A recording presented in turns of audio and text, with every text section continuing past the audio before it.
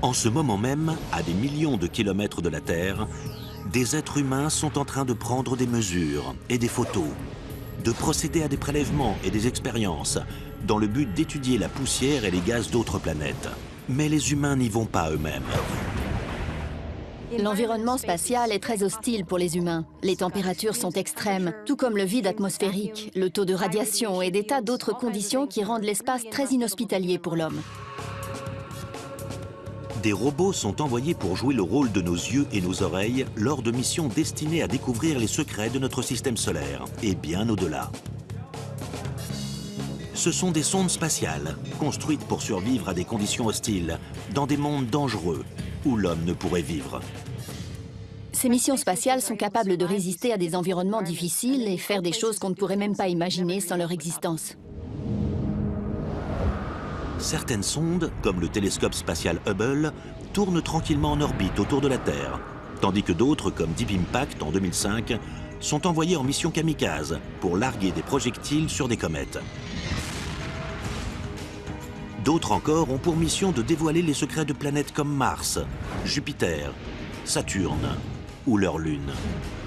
Elles les prennent en photo et les analysent depuis leur orbite, ou se posent parfois à la surface pour une exploration plus poussée et des prélèvements au sol.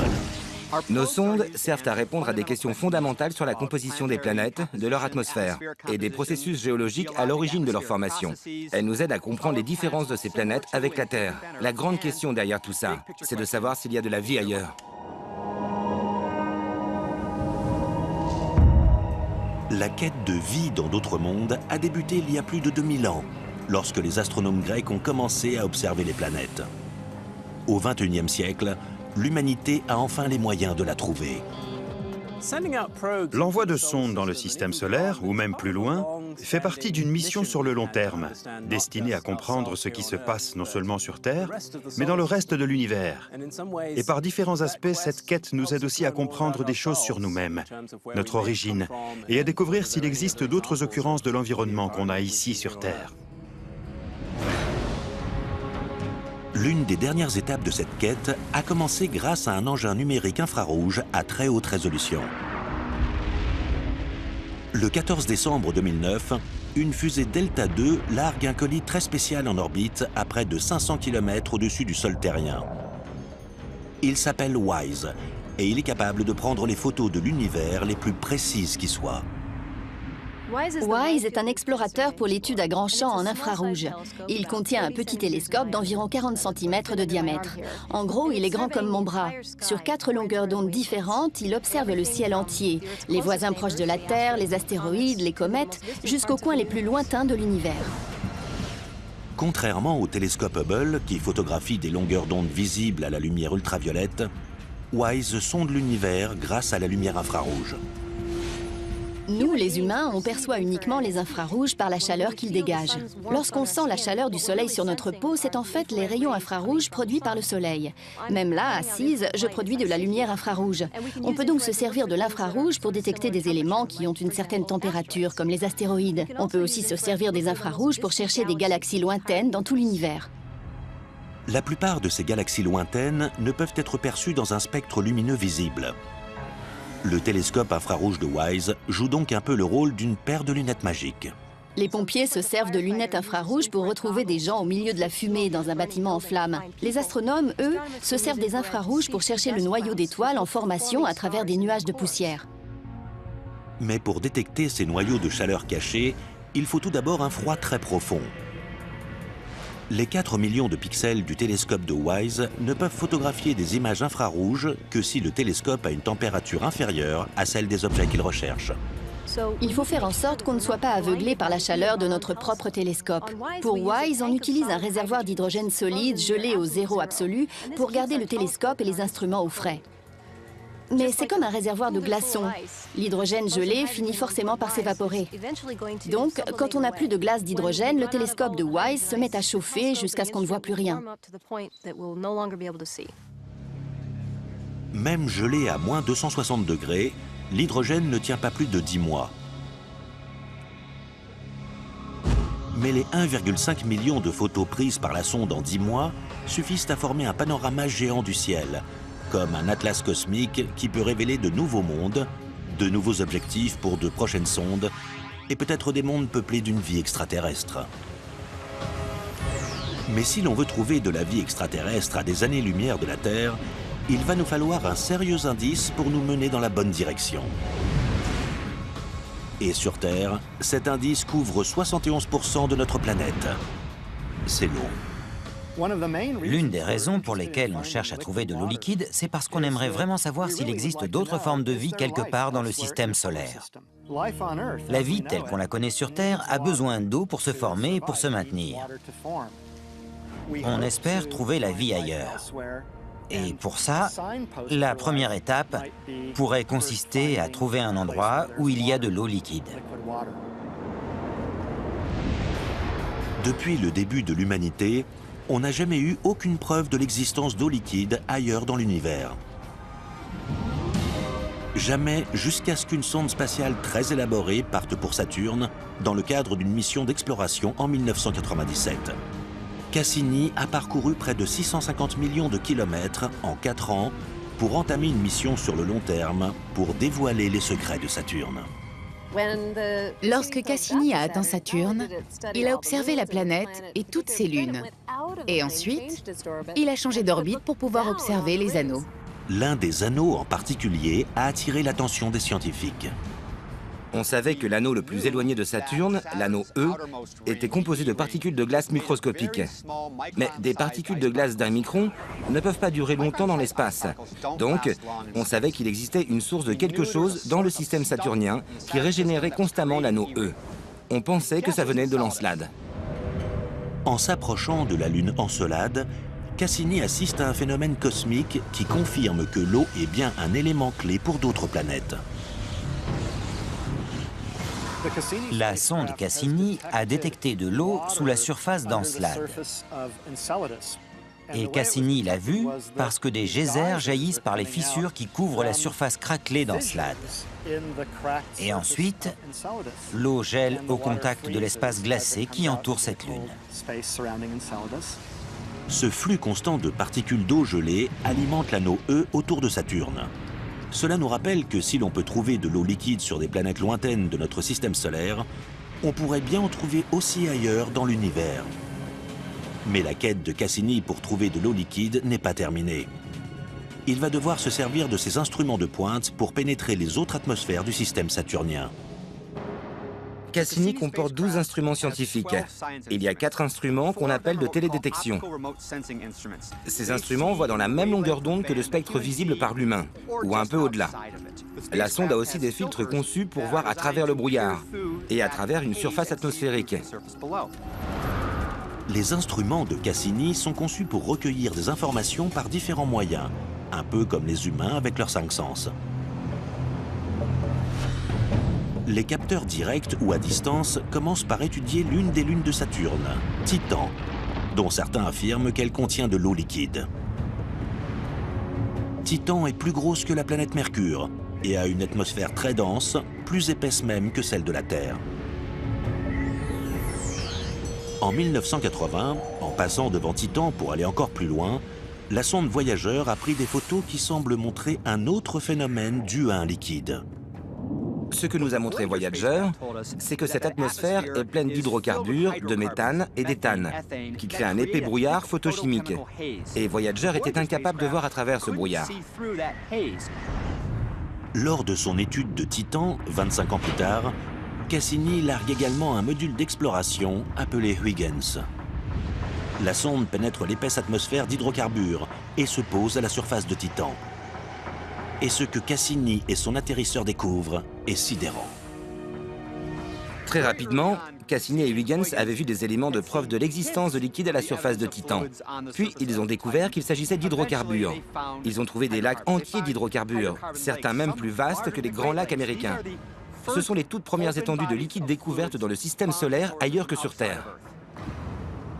Les lacs se remplissent grâce à des précipitations classiques, comme sur Terre. Mais sur Titan, la pluie n'est pas composée d'H2O, mais de méthane liquide qui s'écoule lentement. La plupart du méthane présent sur Terre l'est sous forme de gaz.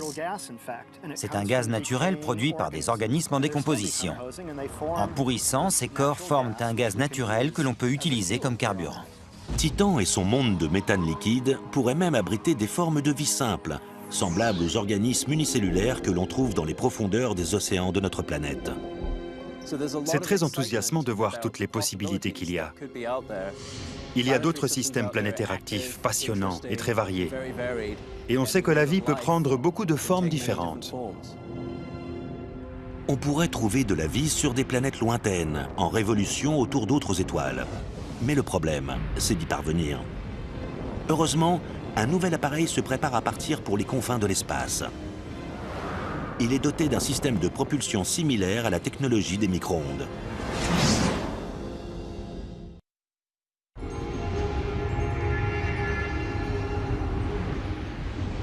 Les sondes spatiales sont capables d'aller là où aucun humain n'a jamais mis les pieds. Mais pendant plusieurs décennies, les scientifiques ont été confrontés à une difficile réalité. Les sondes spatiales ne sont pas infaillibles. Chaque sonde qui mène à bien sa mission a été construite à partir des leçons tirées d'un demi-siècle de missions échouées et de rêves brisés. L'histoire commence dans les années 60, avec la toute première tentative de la NASA pour atteindre les proches voisins de la Terre. Nos toutes premières sondes Ranger étaient conçues pour prendre des photos de la Lune, avant de s'écraser dessus. Et les 6 premiers Rangers sont carrément passés à côté de la Lune. Mais on a vite appris la leçon. Et quelques mois après les sondes Ranger, on a réussi à envoyer un engin chargé de dépasser Vénus. En 1962, la sonde américaine Mariner 2 est le premier engin spatial à dépasser Vénus. Le rapport de Mariner 2 montre que notre proche voisine n'a rien d'accueillant. Avant, on pensait que Vénus pourrait être une sorte de sœur jumelle de la Terre, couverte de jungles humides. Mais en fait, les sondes nous ont bien montré que non. Vénus n'a rien de tout ça. Les sondes de la NASA prouvent que le climat vénusien est trop chaud et la pression atmosphérique bien trop forte pour pouvoir accueillir la vie. Mais en 1970, la première sonde à se poser sur la planète n'est pas américaine, elle est soviétique. Les sondes Venera avaient une coque intérieure, une sorte de noyau en titane très solide. Elles pouvaient supporter pendant un bon moment la pression écrasante et la chaleur étouffante de la surface de Vénus. Les premières sondes envoyées sur Vénus ont été détruites en moins d'1 heure. Elles n'ont recueilli que quelques heures de données avant d'être écrasées par la pression. Toutefois, les données renvoyées par Venera avant sa destruction sont précises et surprenantes. Les conditions climatiques à la surface de Vénus sont infernales. La température est d'environ 460 degrés. C'est très très chaud. L'eau bout à environ 100 degrés et le plomb fond à 327 degrés. Donc, s'il y avait du plomb là-bas, il serait fondu directement. Ce n'est pas vraiment un endroit agréable. Vénus est un terrain d'entraînement extrême pour les scientifiques. Mais il y a un objectif plus complexe et plus lointain, dont les extrêmes sont encore plus destructeurs que Vénus, les planètes extérieures. Pour s'y rendre, il faut plus qu'une simple fusée. Le problème principal avec les sondes spatiales, c'est d'avoir suffisamment de carburant pour atteindre leur objectif. Si la sonde avance grâce à des réacteurs, il faut beaucoup de carburant. Et si l'on doit la propulser à plusieurs reprises, on sera à court de carburant. Mais il existe une solution qui fait partie intégrante du cosmos, la gravité.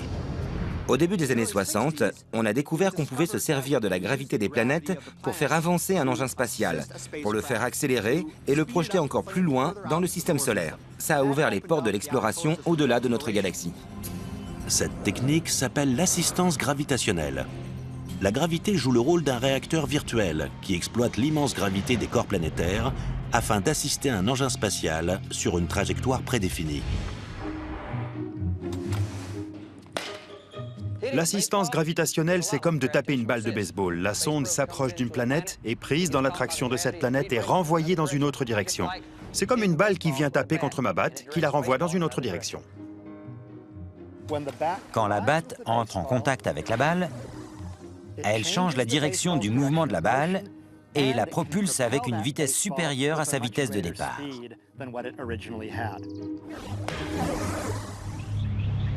En exploitant ainsi l'attraction des planètes, La NASA parvient alors à envoyer ses sondes dans la cour des grands, vers des planètes étrangères.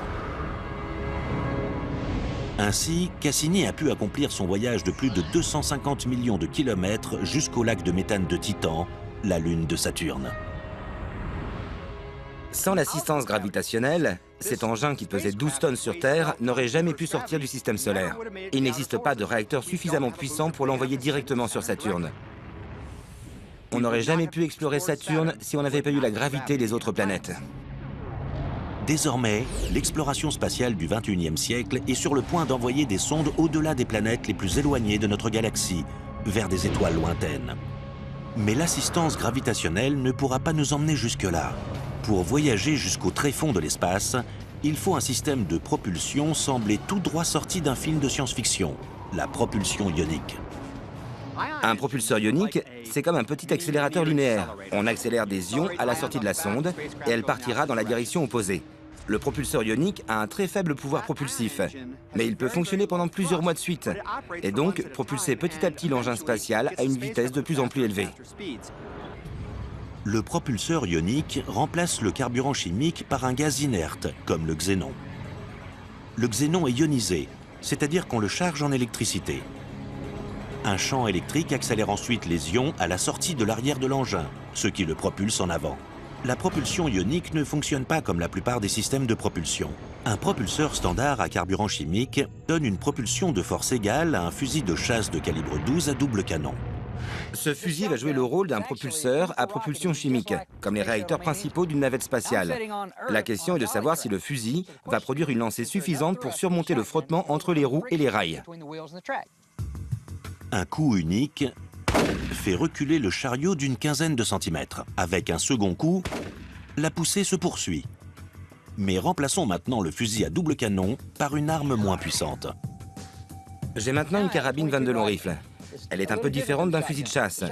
Le fusil de chasse tire plusieurs petits plombs à une vitesse assez modérée, tandis que la 22 long rifle tire une petite balle à très haute vitesse. La différence, c'est que celle-ci s'apparente mieux à un propulseur ionique. Avec un coup tiré avec cette carabine, le chariot recule de moins de 3 cm. Avec plusieurs coups, il recule plus loin. Si on était dans l'espace, le propulseur ionique jouerait le même rôle que cette carabine. Il produit une poussée lente, mais qui s'accélère peu à peu jusqu'à atteindre une vitesse très importante. En cumulant de petites poussées à travers les profondeurs de l'espace, où il n'y a aucun frottement, le propulseur ionique est capable d'alimenter une sonde pendant des années. Cette technologie pourrait bien marquer la fin des énormes réacteurs pour les sondes spatiales. Les carburants chimiques posent problème puisqu'ils sont assez inefficaces. Ils pèsent très lourd et il faut les transporter dans l'espace. Ça rajoute du poids, donc les fusées qui lancent la sonde depuis la Terre doivent elles aussi être plus puissantes, donc plus chères. Les propulseurs ioniques plus légers ont déjà passé avec brio les tests en conditions réelles dans l'espace. Ce sont des propulseurs ioniques qui ont lancé la sonde Deep Space One à la fin des années 90 et plus récemment qui ont alimenté la sonde Hayabusa de la Japan Aerospace Exploration Agency et lui ont permis d'atterrir sur un astéroïde. Les propulseurs ioniques vont complètement transformer l'exploration spatiale, puisqu'on peut aller bien plus loin, sans avoir à transporter de carburant. Et en plus, on peut y aller plus vite, selon l'endroit où on veut se rendre. L'un de ces endroits pourrait bien être la planète voisine de la nôtre. Actuellement, c'est la sonde Mars Express de l'Agence spatiale européenne qui détient le record de vitesse pour le trajet Terre-Mars avec une durée de 6 mois. Mais grâce au propulseur ionique, ce record devrait bientôt être pulvérisé. Grâce à la propulsion ionique, le temps de trajet entre la Terre et Mars pourrait carrément être réduit à quelques semaines seulement. 5 semaines pour atteindre Mars, ce n'est qu'un début. L'étape suivante dans le développement de la propulsion ionique, c'est d'augmenter encore sa vitesse, jusqu'à 100 fois plus rapide. Ce nouveau propulseur s'appelle VASIMR, acronyme pour un terme anglais signifiant « propulsion magnétoplasmique à impulsion spécifique variable ». Le propulseur ionique VASIMR comporte en plus un générateur de fréquences radio et une étape supplémentaire. Ce principe fonctionne comme celui d'un four à micro-ondes. La micro-onde produit de l'énergie électromagnétique qui pénètre la nourriture pour la chauffer.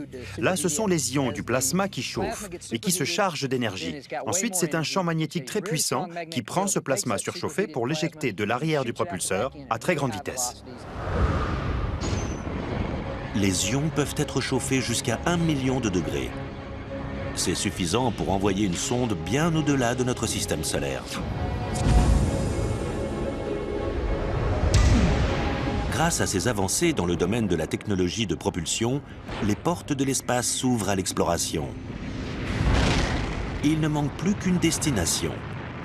Une sonde parcourt actuellement l'espace à la recherche de cette destination, d'une nouvelle Terre, et peut-être d'une nouvelle forme de vie.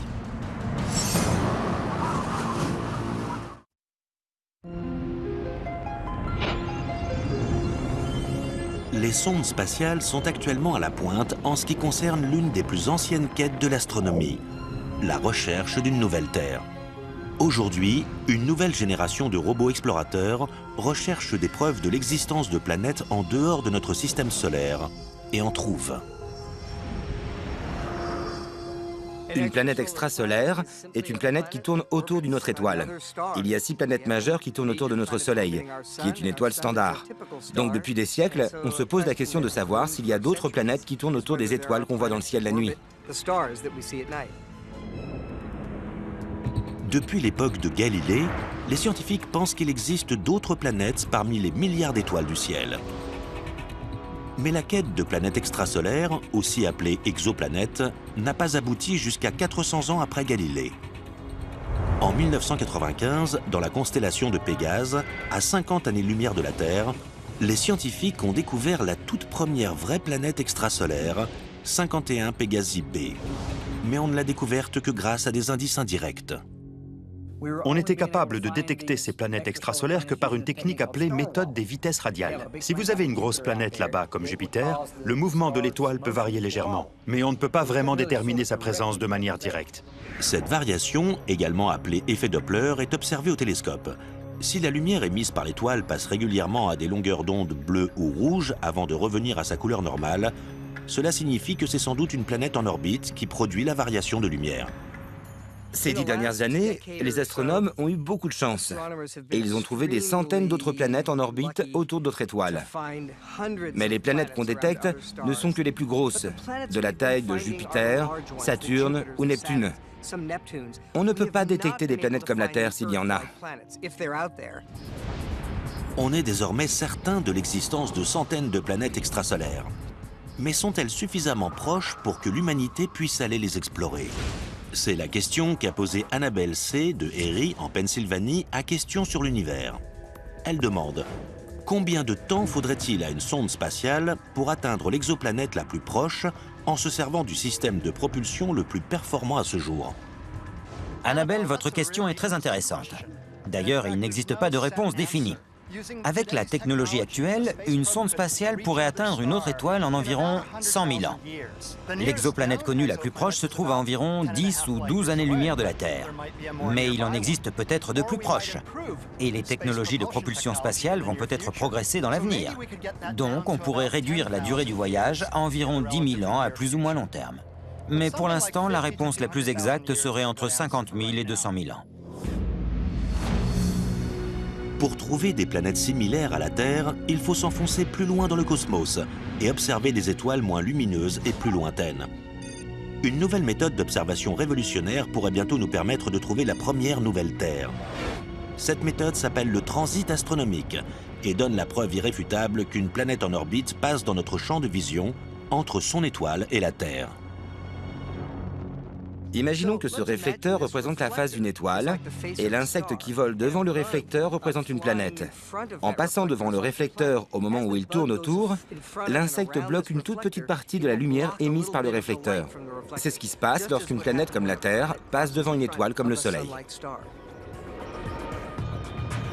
La lumière émise par l'étoile ne baisse dans ce cas que de moins de 0,1%. C'est à peine détectable, mais suffisamment visible pour une sonde spatiale explorant les confins du cosmos. On a vraiment envie de savoir s'il existe une autre Terre quelque part dans l'univers. S'il y en a une, la mission Kepler a de grandes chances de la découvrir. La sonde spatiale Kepler est un œil puissant dont les scientifiques vont se servir pour trouver des planètes similaires à la Terre, une aiguille dans une meule de foin, comme on dit.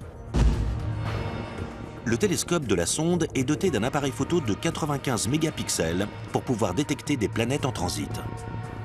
La mission Kepler se sert de la technique du transit astronomique pour trouver de nouvelles planètes extrasolaires. Grâce à cette technique, Kepler observe des milliers d'étoiles et attend que la lumière qu'elles émettent diminue légèrement en cas de passage d'une planète devant l'étoile. La Voie lactée est composée de milliards d'étoiles, donc peut-être de milliards de planètes comme la Terre. Les chances de trouver une Terre en orbite autour d'une étoile particulière sont très faibles. Kepler va donc observer de son œil infaillible plusieurs milliers d'étoiles à la fois. J'ai ici un DVD qui représente un système de planètes avec l'étoile au milieu et une planète qui tourne autour. Évidemment, la plupart du temps, le plan du système planétaire n'est pas parallèle. Donc, quand la planète tourne autour de l'étoile, elle ne passe pas exactement devant l'étoile par rapport à notre point de vue et ne coupe donc pas la lumière. Mais si on a de la chance et que le plan orbital de la planète est bien placé par rapport à nous, alors la planète passera juste devant l'étoile, bloquera une partie de sa lumière et on pourra la voir. Il faut donc observer des dizaines ou même des centaines de milliers d'étoiles si on veut avoir la chance de voir quelques planètes passer devant leur étoile. Tandis que sur Terre, on attend impatiemment, Kepler observe inlassablement les étoiles lointaines, seconde après seconde. Mais si elle trouvait une nouvelle Terre, que pourrait-on savoir de cette planète? À quoi ressemblerait-elle? Pourrait-elle abriter la vie? Une fois que Kepler aura trouvé des planètes semblables à la Terre, et je suis assez confiant là-dessus, il faudra ensuite essayer d'analyser la lumière de cette planète. Quelle est sa composition chimique? Comporte-t-elle une atmosphère faite d'oxygène? Ou n'est-ce que du dioxyde de carbone ou du méthane? Cette planète a-t-elle des continents et des océans? De l'eau à sa surface?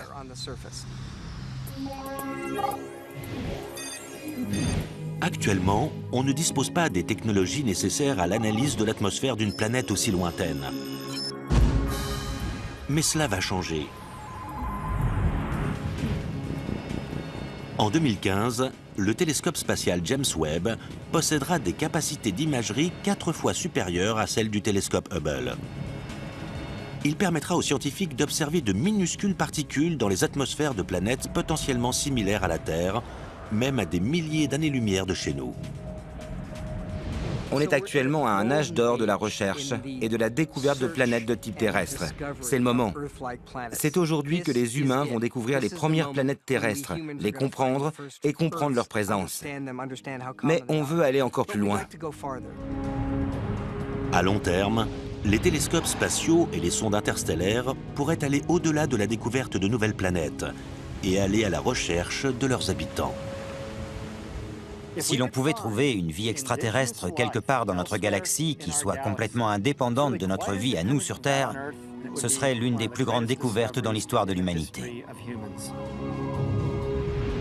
Une éventuelle forme de vie dans un autre monde pourrait se trouver à des années-lumière d'ici. Mais nous avons des indices essentiels tout autour de la Terre, les comètes. Les scientifiques passent leur temps à prélever la poussière de leurs traînes et lancent des sondes kamikazes pour tenter d'extraire leurs secrets de glace.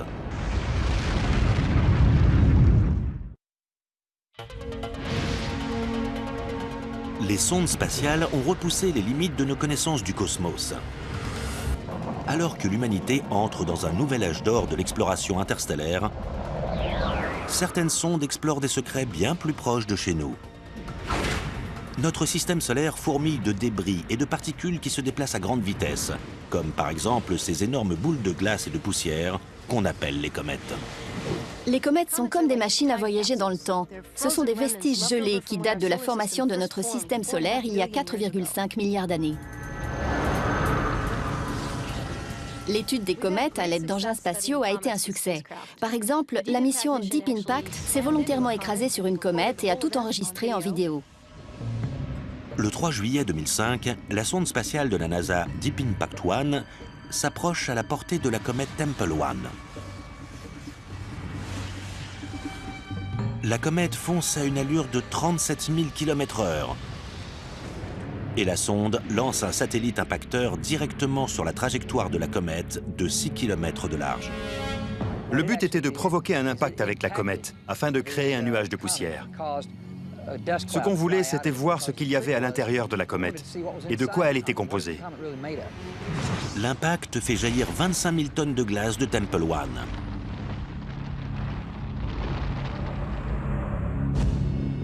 c'est la première fois que des scientifiques parviennent à prélever et étudier de près le matériau d'une comète. Et les résultats sont très instructifs sur ce qu'est vraiment une comète. Ce qu'on a appris des comètes, c'est qu'elles comportent une couche extrêmement compacte de glace mêlée à de la poussière. La matière plus semblable à une boule de neige sale se trouve à l'intérieur d'une sorte de croûte. Et encore à l'intérieur, on a un matériau qui ressemble à de la pastèque. Lorsque la comète se rapproche du Soleil selon la trajectoire de son orbite, elle chauffe, l'eau à l'intérieur se transforme en vapeur et s'échappe de la comète. C'est pour ça qu'on voit des traînées de poussière et des geysers à la surface des comètes. La sonde Deep Impact renvoie des images impressionnantes, mais ne parvient pas à attraper la queue de la comète.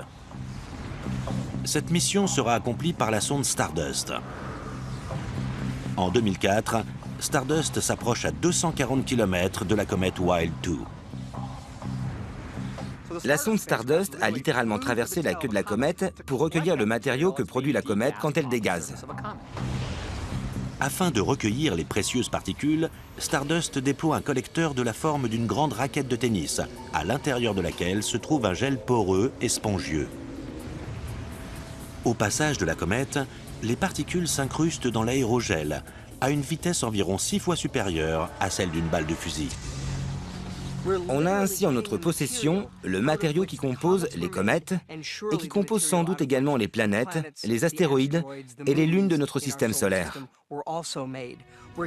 On a presque le matériau de base, le constituant premier dont est fait notre système solaire.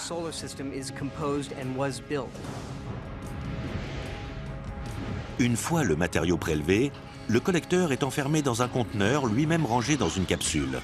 Le 15 janvier 2006, les précieux échantillons sont en chute libre vers la Terre. Parmi les premiers secrets découverts dans l'aérogel se trouvent des molécules de glycine, un acide aminé utilisé par les organismes vivants pour fabriquer des protéines. C'est un élément essentiel pour le maintien de la vie. Certains suggèrent qu'il pourrait y avoir des organismes biologiques emprisonnés dans la glace des comètes. Peut-être même des virus semblables à celui de la grippe, par exemple. Stardust n'a pas trouvé de virus. Mais cette découverte semble confirmer la théorie selon laquelle l'élément constitutif de la race humaine aurait pu se former dans l'espace et être apporté sur Terre il y a bien longtemps par des météorites ou des comètes.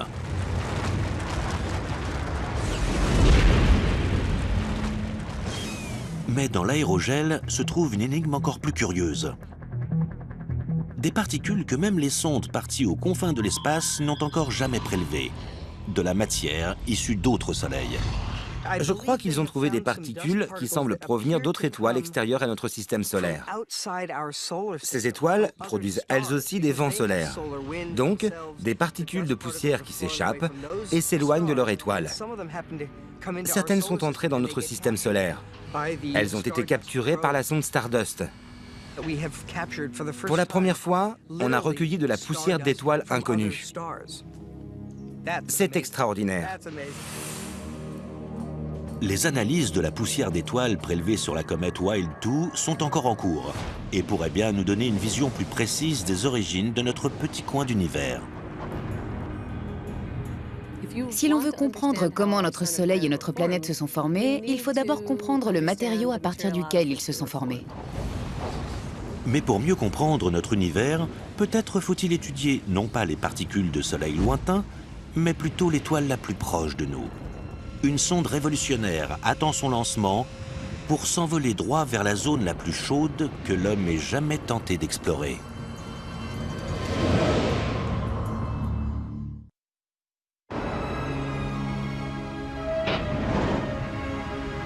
Aujourd'hui, les sondes spatiales traversent notre galaxie afin d'explorer les mystères de Mars, Vénus, des géants plus éloignés, des lointaines exoplanètes et des étoiles les plus reculées. Mais même l'étoile la plus proche de chez nous comporte encore de nombreuses énigmes à résoudre. Et l'on y travaille. Jusqu'à présent, on avait observé de petites zones et non pas le disque entier. Ou alors nos analyses étaient incomplètes dans le temps et nos observations pas assez constantes. Là, c'est notre première chance de pouvoir observer le Soleil dans son entier. Une nouvelle sonde solaire très élaborée fait son entrée dans l'espace, prête à en découdre. Sa mission consiste à observer le Soleil en permanence, en couleur et en haute définition, puis de transmettre ces images très détaillées à la Terre. L'Observatoire solaire SDO prend des images du Soleil en très haute résolution, sur plusieurs longueurs d'onde, et prend également des vidéos du Soleil. Grâce à 4 télescopes à haute résolution, SDO transmet un flux continu à la Terre, chargeant ainsi 50 fois plus d'informations que toute autre mission dans l'histoire de la NASA. C'était fascinant de voir les toutes premières images. Ce qu'on a vu, c'est qu'un tout petit événement à un endroit peut avoir des effets énormes à un autre endroit. On voit par exemple quelque chose près du centre du disque solaire, et on voit le lien entre cet événement et un autre se produisant 200 ou 300 000 km plus loin. Grâce aux lentilles très élaborées des télescopes, la sonde observe le Soleil sur 10 longueurs d'onde différentes et perçoit même les ultraviolets extrêmes. Leur longueur d'onde est si dangereuse que sans l'atmosphère terrestre, une journée à la plage nous serait fatale. L'objectif final, c'est de voir l'intérieur du Soleil pour savoir ce qui se passe sous la surface, d'observer les courants, les mouvements et comment tous ces éléments forment le Soleil dans son ensemble. SDO active ensuite un capteur, le HMI, hélioséismique magnétique imageur, capable de voir à travers la fournaise de la surface solaire. Le HMI se sert d'ondes sonores pour sonder l'intérieur. Comme on le fait sur Terre pour prévenir les séismes, on envoie des ondes sonores à l'intérieur du Soleil pour voir ce qui se passe sous la surface. On observe la façon dont les vibrations sont renvoyées pour essayer de comprendre l'intérieur du Soleil. C'est ce noyau, qu'on appelle la dynamo solaire, que les scientifiques cherchent à comprendre. C'est de là que proviennent les éruptions violentes et imprévisibles, ces projections de matière chargée d'énergie qui représentent une menace pour la Terre. Cette matière est chargée d'énergie et en général propulsée en ce qu'on appelle une éjection de masse coronale. C'est une immense quantité de matière sous forme de particules chargées. Ces particules chargées proviennent jusqu'à la Terre et interagissent sur notre champ magnétique. Si l'on arrivait à s'approcher suffisamment pour prendre des mesures de ce genre d'activité, on comprendrait mieux comment fonctionne ce phénomène. S'approcher de corps planétaires, c'est la spécialité des sondes spatiales depuis un demi-siècle. Mais approcher une sonde du Soleil serait une mission suicide. Mais qui sait? Programmé pour un lancement en 2015, SolarProbe Plus se dirigera droit vers la couronne solaire de 2 millions de degrés sans être détruite. SolarProbe Plus s'approchera tout près du Soleil à 8 ou 9 rayons solaires. Pour vous donner une idée, la Terre est à 200 rayons solaires du Soleil. Donc là, SolarProbe Plus sera à l'intérieur même de la couronne solaire. La couronne est une partie mystérieuse de cette étoile qu'on appelle le Soleil. Bien qu'étant plus éloignée du noyau du Soleil, elle est pourtant plus chaude que la surface de l'étoile. Mais si l'homme était capable d'y poser le pied, il aurait une surprise glaçante. La couronne solaire est extrêmement chaude. Il y fait une température de plusieurs millions de degrés. Cela signifie que les particules circulent très vite. On a tendance à imaginer que si on entrait dans la couronne solaire, on brûlerait instantanément. Mais les particules sont tellement peu nombreuses que la quantité totale d'énergie transférée dans un corps est en fait inférieure à la quantité d'énergie qui émane de ce corps. Donc en fait, même immergé dans la couronne solaire, à partir du moment où le corps est équipé d'un bon bouclier contre la chaleur produite par le Soleil, on mourrait gelé. SolarProbe Plus sera équipé d'un bouclier thermique en mousse carbonique légère, qui lui permettra de survivre à la chaleur accablante et à l'effet glaçant, et même de rester à une température d'environ 20 degrés. À la fin de sa mission, SolarProbe Plus nous révélera la structure des champs magnétiques solaires et pourra explorer le flux d'énergie solaire qui chauffe la couronne et rend possible la vie sur notre planète. Il faut garder à l'esprit que le Soleil est l'étoile la plus proche. L'étude de notre Soleil est donc cruciale, et elle fait partie intégrante de l'étude de toutes les autres étoiles de l'univers. À long terme, les sondes spatiales nous apporteront des connaissances qui nous mènent bien au-delà de notre Soleil, jusqu'à des parties lointaines de notre galaxie, où brûlent des milliards d'autres soleils, et où quelques autres planètes bleues attendent peut-être de futurs explorateurs humains. Pour élucider certains des secrets de notre univers, nous avons besoin des engins spatiaux qui peuvent aller à des endroits et voir des choses que l'on ne pourrait pas étudier depuis la Terre.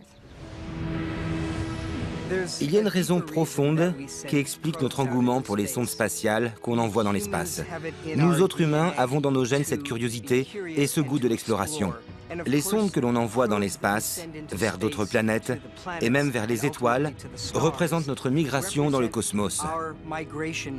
C'est très certainement la destinée de l'espèce humaine que de s'échapper de la planète Terre, pour visiter notre galaxie et pour visiter notre univers dans son entier.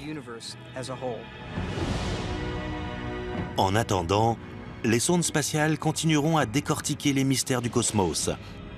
Et l'univers continuera à dévoiler ses secrets, tandis que ces avatars robotisés poursuivent notre quête vers les étoiles.